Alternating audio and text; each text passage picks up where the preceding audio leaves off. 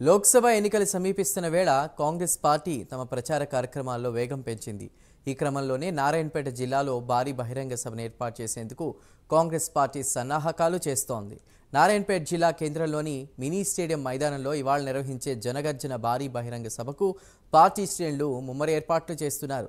సభా వేదికతో పాటు ప్రజలు కూర్చోవడానికి వీలుగా కుర్చీలు కూడా ఏర్పాటు చేస్తున్నారు.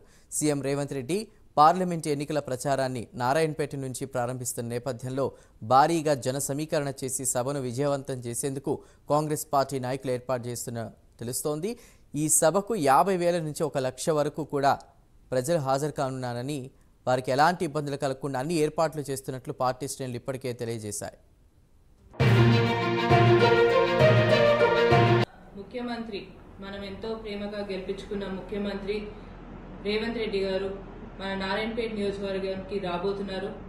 ఏదైతే ఆ రోజు తుక్కుగడలో జాతీయ సభ కింద జనజాతర నిర్వహించడం జరిగిందో, ఈసారి తెలంగాణలో మన ప్రచారం అనేది కూడా ఎక్కడి నుంచి మొదలు పెట్టాలంటే నారాయణపేట